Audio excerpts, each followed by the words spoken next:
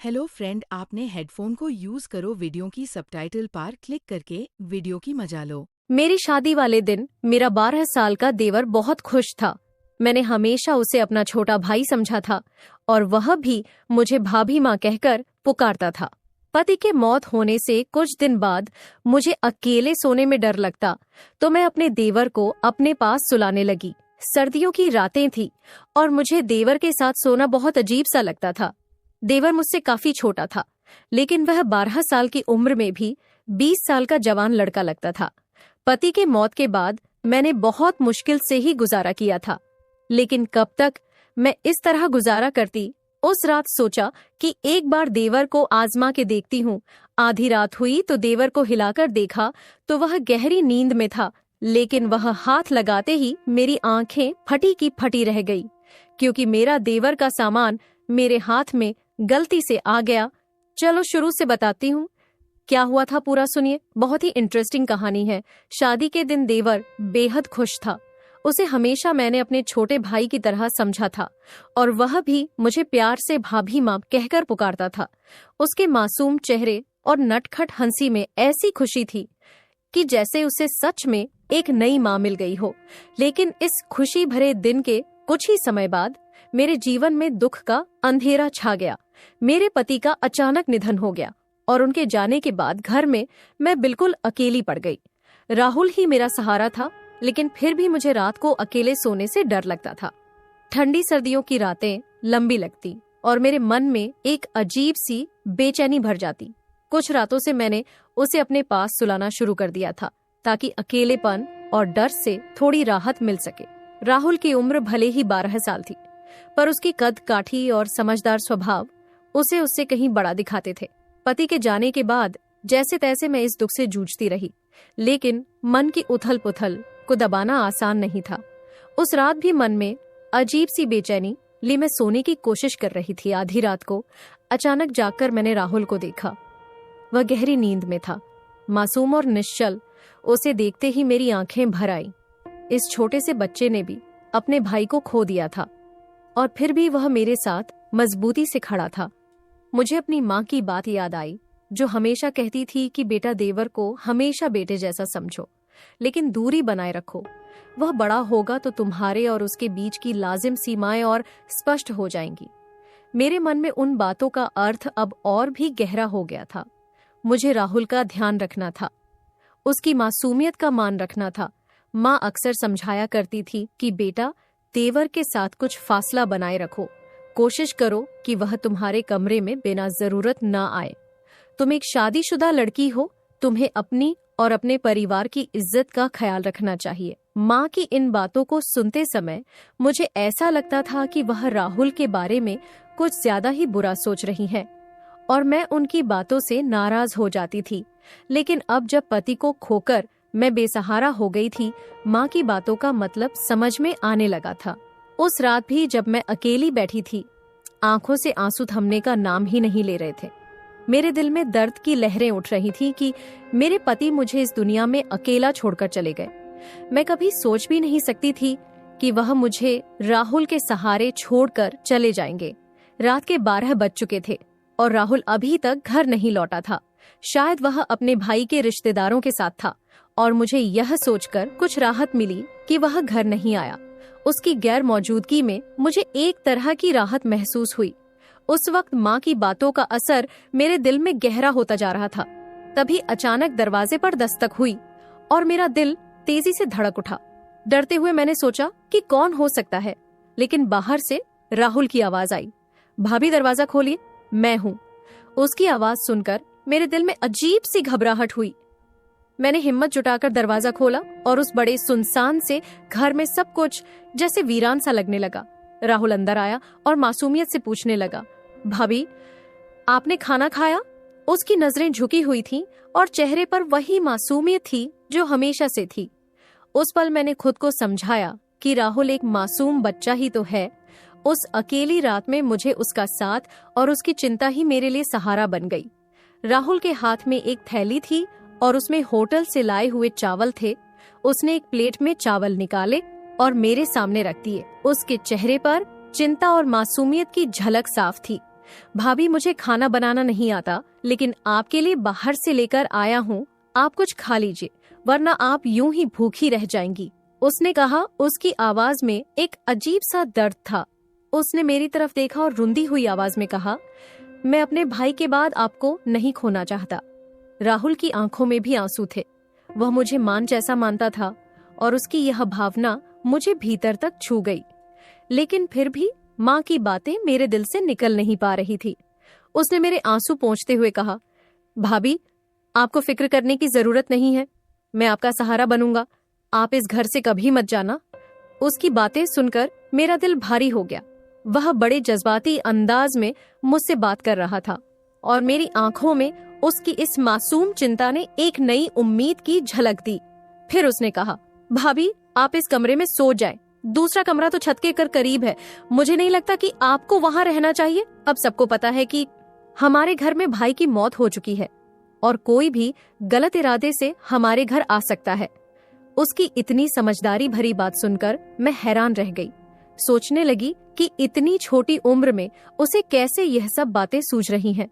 लेकिन फिर भी उसकी बातों में तर्क था और उसकी चिंता ने मुझे उसकी बात मानने पर मजबूर कर दिया। मैं उसके कमरे में चली गई।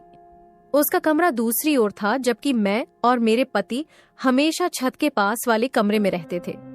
कमरे में कदम रखते ही सब कुछ अजीब सा लगने लगा। आज पहली बार मैं अपने कमरे से बाहर किसी और कमरे में थी, लेकिन जैसे ही मैंने कमरे का दरवाजा बंद किया और नजरें उठाई, वहां एक चीज थी जिससे मेरी आंखें फटी की फटी रह गई।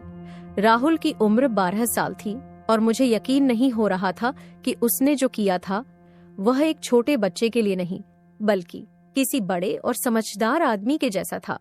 उसकी बातों में कुछ ऐसा था जिसे सुनकर मुझे उसकी मासूमियत और समझदारी पर हैरानी हो रही थी। वह बच्चा जो आमतौर पर मेरी नजर में छोटा सा दिखता था, अब मुझे एक परिपक्व और सोच समझकर बोलने वाला लग रहा था।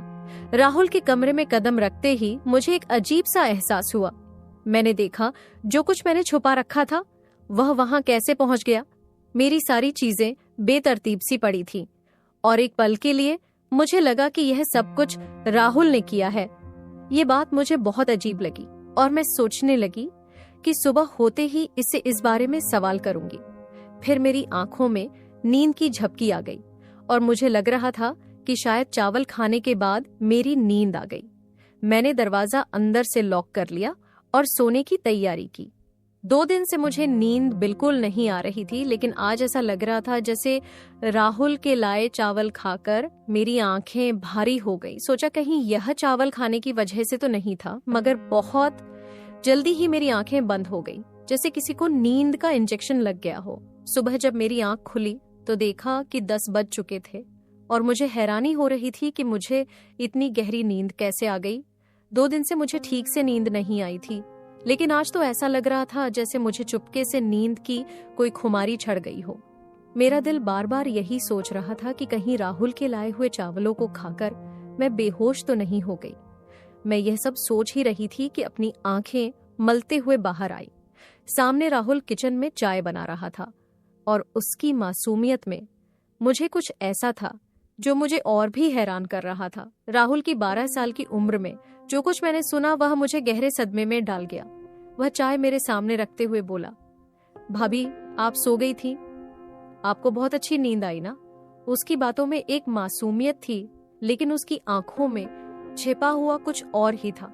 मुझे बहुत बुरा लगा और मैंने फीकी आवाज में जवाब दिया, हाँ, आज मुझे बहुत नींद आई।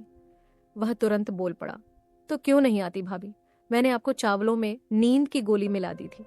मैंने अपने दोस्त को बताया था कि मेरी भाभी को नींद नहीं आती, तो उसने कहा था इनको चावलों में नींद की गोलियां मिला दो, इससे ये आराम से सो जाएंगी। उसकी बातों ने मुझे हैरान और परेशान कर दिया। राहुल, तुम ऐसा सोच भी कैसे सकते हो? मैंने चिल्लाते हुए कहा, तुम अपनी भाभी को बेहोश करना चाहते थे। मेरा दिल एकदम ठंडा पड़ गया। वह जल्दी से बोला, नहीं भाभी, मैं तो आपको बस अच्छी नींद देना चाहता था। अब आप तो तरोताजा लग रही हैं, ये लो चाय पियो। उसने चाय मेरे सामने रखी और मैं उस पर शक करने लगी। तुमने इसमें कुछ मिलाया तो नहीं? मैंने उसे घूरते हुए पूछा। वह कसम खाते हुए बोला, भगवान की कसम भाभी, मैंने तो आपकी नींद के लिए ही गोलियां मिलाई थी। आप कहें तो मैं यह चाय खुद पी लूंगा, हम आधी आधी पी लेते हैं। उसने चाय के गिलास से एक घूंट भरते हुए मुझे दिखाया। मुझे उसकी बातों पर यकीन हुआ और मैंने सोचा कि शायद वह सच बोल रहा है। मैंने कहा, ठीक है, मुझे माफ कर दो, मैं तुम्हारे बारे में शक्की हो जाती हूँ। लेकिन फिर भी मैं उसके चेहरे को देखती और उसकी मासूमियत पर यकीन करने लगती। लेकिन जो कुछ मैंने उसके कमरे में देखा था वह मेरे दिल से नहीं निकल रहा था। उस कमरे में जो था उसकी कोई माफी नहीं थी। मैंने सोचा कि अब मैं उस पर क्या विश्वास कर सकती थी। थोड़ी देर बाद राहुल ने खुद ही मुंह खोल दिया और उसकी बातों ने मुझे हिलाकर रख दिया। भाभी, मैं आपके जेवर बेचना चाहता हूँ, उसने बड़ी संजीदगी से कहा। मेरा एक जानने वाला और ईमानदार अंकल है, वह हमारे जेवर बेचकर हमें बहुत सारे पैसे दिलवा देगा। हम उन पैसों से एक नया घर खरीद लेंगे। इस किराए के घर में हम कब तक रहेंगे मालिक? परसों किराया लेने आएगा और हमारे पास पैसे नहीं है। राहुल की बात सुनकर मैं हैरान रह गई। अभी तक मैंने ऐसी किसी बात के बारे में सोचा भी नहीं था, लेकिन राहुल ने जिस तरीके से यह ख्याल सामने रखा वह मुझे गहरे सोच में डाल गया। समीर, तुम्हें यह ख्याल कैसे आया? मैंने उसे चखते हुए पूछा। वह बिना हिचकिचाए बोला, भाभी, मुझे आगे शादी भी करनी है, हमें अपनी जिंदगी साथ बितानी है और एक नया घर चाहिए। किराए के घरों में तो सिर्फ इंसान जलील और रुस्वा होते हैं। राहुल की बातों में कुछ था जो मुझे सही लगा। मैंने उस पर कोई बहस नहीं की, लेकिन दिल में एक डर था कि कहीं वह जेवर बेचकर पैसे न जुटा पाए तो हम और मुश्किल में पड़ जाएंगे। मेरी स्थिति इतनी नाजुक थी, एक बेवा औरत और एक 12 साल का देवर जो खुद भी ना समझता। इस हालत में हम दोनों किसी भी धोखे का शिकार हो सकते थे। मैंने सोचा शायद मुझे इस बारे में किसी से मशवरा लेना चाहिए। मैंने तय किया कि मैं मायके वालों से बात करूंगी, शायद वे मेरी मदद कर सके। लेकिन फिर मेरे मन में एक और सवाल उठ खड़ा हुआ। जेवर जिनके बारे में मैंने समीर से कभी बात भी नहीं की, वह उसके हाथ लगे ताले भी तो टूटे नहीं थे। फिर उसने उन जवरों को निकाला कैसे? इस सवाल ने मुझे परेशान कर दिया। मैंने खुद से कहा, राहुल बच्चा है, वह गलत नहीं कर सकता। फिर भी वह जो कुछ करता मुझे उसकी भावनाओं और स्थिति को समझना पड़ता था, क्योंकि कभी कभी उसकी मासूमियत और उसकी मदद की इच्छा ही मुझे समझदारी की ओर ले जाती थी।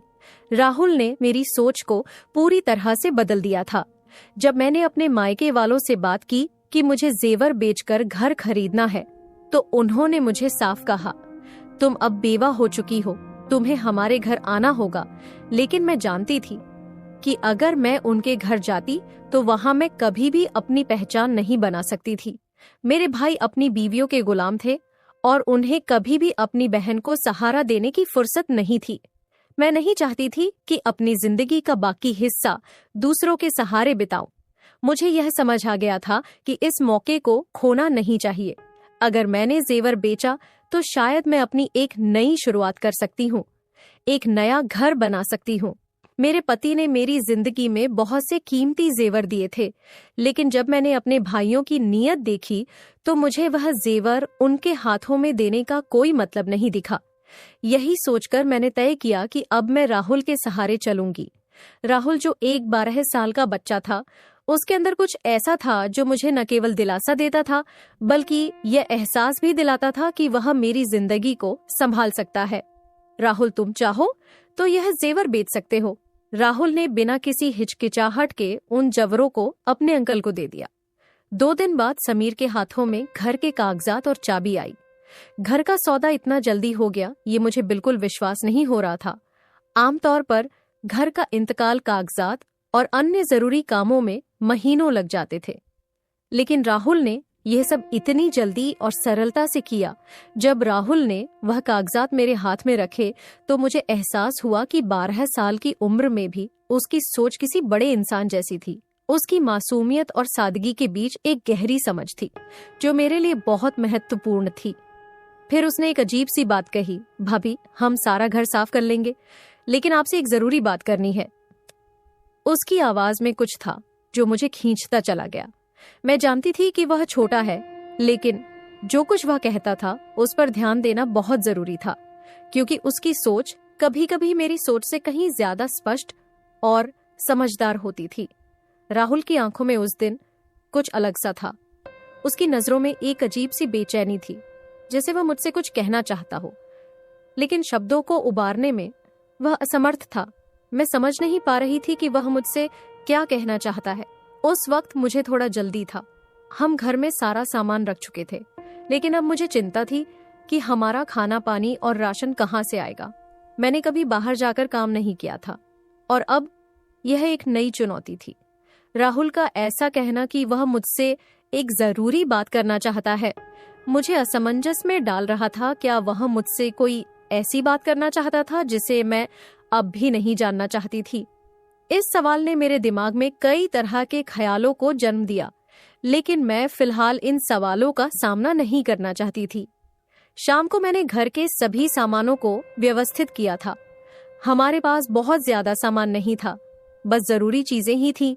हमारी दौलत भी बहुत सीमित थी और इसलिए हमने जो कुछ भी लिया था वह बड़े जतन से रखा था। सब कुछ करने के बाद मैंने अच्छा सा खाना बनाया।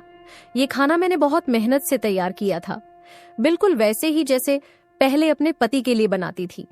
उनकी पसंद को ध्यान रखते हुए, उनका लाड़ प्यार जताते हुए आधे घंटे बाद मैंने राहुल के लिए टेबल पर खाना रखा और उसका इंतजार करने लगी। मुझे नहीं लगता था कि आज बाहर जाएगा, क्योंकि वह हमेशा हमारे साथ खाना खाता था। रात के 10 बज गए थे और राहुल अब तक घर नहीं आया था। ये मेरे लिए बहुत अजीब था। पहले मेरे पति की मृत्यु से पहले वह हर शाम 6 बजे तक घर आ जाता था और फिर घर से बाहर नहीं निकलता था। जब हम लोग कभी बाहर जाते तो वह भी हमारे साथ आ जाता था, चाहे आइसक्रीम खाने हो या किसी अन्य काम के लिए। मेरे मन में कई तरह के सवाल उठ रहे थे, लेकिन मैं यह समझ नहीं पा रही थी कि राहुल इस समय कहाँ हो सकता है। रात के 12 बज चुके थे और राहुल घर नहीं आया था। मुझे डर लग रहा था, क्योंकि वह अकेले कभी घर से बाहर नहीं जाता था। मैंने उसका इंतजार करना शुरू किया और फिर रात के इस अंधेरे में दरवाजे पर दस्तक हुई। मैंने गुस्से से दरवाजा खोला और जैसे ही मैंने उसे देखा, मेरे अंदर का गुस्सा फट पड़ा। कहाँ चले गए थे राहुल? मैंने कड़क आवाज में पूछा। तुम्हें शर्म नहीं आती? मैं तुम्हारी भाभी तुम्हारा इंतजार कर रही थी। मैंने तुम्हारे लिए खाना बनाया और तुम हो कि बाहर निकल गए। राहुल की आंखों में एक अजीब सी बेचैनी थी। वह अपनी जगह पर खड़ा था और मेरी बातों का जवाब नहीं दे रहा था। मैं गुस्से में कह रही थी, तुम ऐसे कहाँ चले जाते हो? तुम्हें बाहर जाने की जरूरत नहीं थी, तुम अपने दोस्तों को यहीं बुला सकते थे। उसने मेरी बातों पर ध्यान नहीं दिया। उसकी नजरें मुझसे कहीं दूर देख रही थी और फिर उसने बिना किसी हिचकिचाहट के कहा, भाभी मुझे आपकी कोई बात नहीं सुननी, आप खुद खाना खा लो, मुझे मत बोलो। वह गुस्से में कमरे की तरफ बढ़ा। उसकी चाल में कुछ था, जैसे वह कोई बड़ा आदमी हो, कोई ऐसा जो अपनी बात से पीछे हटने वाला नहीं था। मैं हैरान थी। वह तो सिर्फ 12 साल का बच्चा था, लेकिन उसके गुस्से में बहुत कुछ था। मैंने मन में सोचा कि शायद कुछ गड़बड़ है और तभी मैंने उसकी कमरे की तरफ कदम बढ़ाए। मैंने दरवाजे पर हल्की सी दस्तक दी और जैसे ही मैंने दरवाजा खोला, उसकी आंखों में एक अजीब सी नफरत थी। उसने बिना किसी हिचकिचाहट के कहा, भाभी मुझे आपसे कुछ बात करनी है। मैं सोच में पड़ गई। क्या बात है राहुल? आप मुझसे शादी कर लीजिए। उसने अपनी बात कह दी। अगर आप नहीं करेंगी तो आप काफिर हो जाएंगी उसकी। ये बात सुनकर मेरी आंखें फटी की फटी रह गई। मैं अचंभित थी। तुम ऐसा सोच भी कैसे सकते हो? मैंने कहा, तुम मुझे सुबह शाम माँ कहते हो, फिर ये क्या बोल रहे हो? राहुल की आंखों में गहरी उदासी थी, जैसे उसने यह सोचकर कहा हो कि मैं उसे समझ पाऊंगी। लेकिन मुझे इस वक्त कुछ समझ में नहीं आ रहा था। उसकी बातें तो बिल्कुल उलझन में डालने वाली थी। शायद उसके दोस्तों ने इसको ऐसा कहा हो। फिर मैंने कहा, आज क्या हो गया? किसने तुम्हारा दिमाग खराब कर दिया है? इतनी घटिया बात तुमने अपनी जुबान से निकाली। मैं गुस्से से तिलमिला रही थी। वह बिना किसी शर्म के मेरे सामने खड़ा था, हाथ बांधे मुझे ऐसे देख रहा था जैसे मुझे समझने का पूरा हक उसे ही हो। उसकी नजरों से मुझे डर लगने लगा था। मैं बोलते बोलते चुप हो गई। बिना कुछ कहे मैं वहीं से वापस मुड़ी और कमरे में आकर बैठ गई। मैंने दरवाजा अच्छे से बंद कर लिया था। दिल में डर और गुस्सा दोनों का मिला जुला एहसास हो रहा था। मैं सोच भी नहीं सकती थी कि ये ऐसा कर सकता है और मुझसे ऐसी बातें करेगा। मैंने हमेशा उसे अपना छोटा भाई समझा था। ये तो मेरी जिंदगी की सबसे बड़ी खामी थी कि मैंने उसकी मासूमियत को इस हद तक माना था। मेरी औलाद तो अब तक नहीं हुई थी, लेकिन फिर भी राहुल के बारे में मैं हमेशा यही सोचती थी कि वह हमेशा मेरे बच्चों जैसा है। मेरे पति ने भी मुझे यही कहा था कि तुमसे ज्यादा उसकी देखभाल और जिम्मेदारी मेरी है, लेकिन अब उसकी इस हरकत से मैं चौंक गई थी। मुझे बहुत तकलीफ हुई क्योंकि मैंने कभी सोचा नहीं था कि वह मेरे लिए ऐसी बातें करेगा। मुझे लगा था कि अब मैं इसे पूरी तरह से नजरअंदाज करूंगी। यह घर मेरे नाम था और अगर राहुल ने फिर ऐसी कोई गलती की तो मैं उसे इस घर से बाहर निकाल दूंगी। इस घर को मेरे पति के प्यार से बनाया था और मैं उसकी इज्जत करने वाली थी, लेकिन अगर राहुल खुद इस इज्जत को तोड़ता है तो वह इस घर में नहीं रह सकता था। मेरी खामोशी अब गुस्से में बदल चुकी थी। सुबह होते ही मैंने राहुल के कमरे का दरवाजा जोर जोर से पीटना शुरू कर दिया। फिर मुझे एहसास हुआ कि अब क्या करना चाहिए। मेरे मन में खलबली मच रही थी।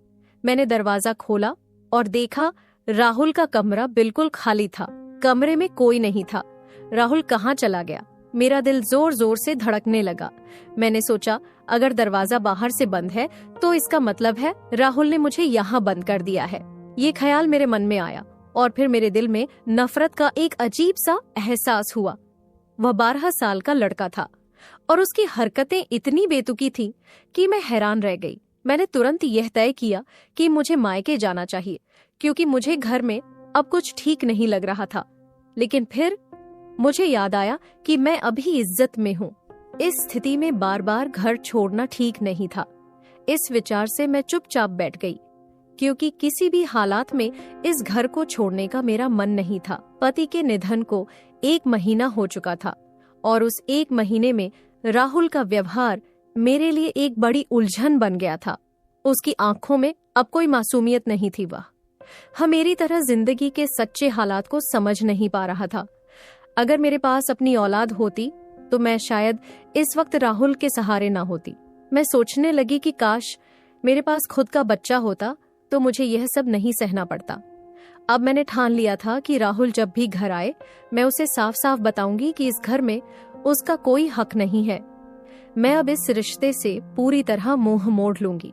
अचानक लगभग शाम के 6 बजे के आसपास घर के दरवाजे को जोर जोर से पीटने की आवाज होने लगी। मैंने सोचा शायद राहुल होगा, लेकिन जब दरवाजा खोला तो मेरी आंखों के सामने 3-4 अजनबी लोग खड़े थे। उनके चेहरे पर गुस्सा था और उनकी शक्ल देखकर मुझे लगा कि वे किसी खास विचारधारा के व्यक्ति हो सकते हैं। उनका आक्रामक रुख देखकर मेरी धड़कन और तेज हो गई। उन्होंने जो कहा वो मुझे बुरी तरह से चौंका गया और मैं यह समझ नहीं पा रही थी कि अब मुझे क्या करना चाहिए। वह शब्द मेरे लिए केवल हैरान करने वाले नहीं थे, बल्कि वे दिल को चीरने वाले थे। उनकी बातें मेरे मन में एक गहरी पीड़ा छोड़ गई। उन लोगों ने कहा, मैडम तुम अकेले इस घर में रहती हो? मैंने कहा, जी हाँ, मैं अकेले ही रहती हूँ। उनका जवाब और भी कठोर था, तुम झूठ बोल रही हो। ये औरत अपने 12 साल के देवर के साथ इस घर में अकेले रहती है। अभी भी वो यहीं छिपा होगा। ये लोग इस मोहल्ले को गंदा कर रहे हैं, इन्हें यहाँ से निकाल देना चाहिए। उनकी बातें सुनकर मेरी हिम्मत टूट गई। मैंने पूछा, क्या किया है हमने? और उनका जवाब और भी कठोर था, क्या किया है तुमने? क्या किया है ये पूछ रही हो? तुम अपने 12 साल के देवर के साथ इस घर में अकेले रहती हो। तुम्हें क्या लगता है तुम्हारा पति मर चुका है? तुम अब बेवा हो तो अपने माँ बाप के घर जाओ। अगर यहाँ रहना है तो शराफत से रहो। हमारे मोहल्ले में ऐसे लोग नहीं रह सकते। उनकी बातें मेरे दिल में चुभ रही थी, पर मैंने खुद को शांत रखने की कोशिश की। मैं उनसे उलझना नहीं चाहती थी, इसीलिए मैंने दरवाजा बंद कर दिया। जब दरवाजा बंद किया तो मेरे अंदर एक गहरी नफरत और गुस्सा उमड़ रहा था। मेरा दिल राहुल पर टूट चुका था क्योंकि मुझे यकीन था कि यही सब कुछ उसने ही किया था। वह जानता था कि लोग मुझे किस नजर से देखेंगे, लेकिन उसने फिर भी अपनी हरकतें जारी रखी। मैंने अपना सामान समेटना शुरू कर दिया। ये घर, ये मोहल्ला सब अब मुझे बोझ लगने लगे थे। अब मुझे यहाँ रहना मुश्किल हो रहा था। मैं जानती थी कि राहुल ने मेरी इज्जत से खेलने में कोई कसर नहीं छोड़ी थी। मेरे मन में बस यही विचार घूम रहे थे कि इस समाज में एक अकेली औरत को किस कदर अकेला और कमजोर समझा जाता है। किसी ने भी यह नहीं सोचा कि एक औरत को अपना घर और सम्मान फिर से कैसे हासिल होता है। आंसू मेरे चेहरे से बह रहे थे काश मैं खुद को और राहुल को उन लोगों से बचा सकती। मुझे अब यह साफ हो चुका था कि समाज में एक अकेली औरत की कोई कीमत नहीं होती, लेकिन मैं खुद से वादा करती हूँ कि मैं अपनी इज्जत की रक्षा करूंगी, चाहे जो भी हो। मैंने भगवान से प्रार्थना की कि वह सबकी इज्जत और सुरक्षा बनाए रखे। दोस्तों, ये थी आज की कहानी। इस कहानी के बारे में आपकी क्या राय है? कमेंट बॉक्स में जरूर बताइए। अगर आपको कहानी पसंद आई हो तो वीडियो को लाइक करें और चैनल को सब्सक्राइब करें। धन्यवाद।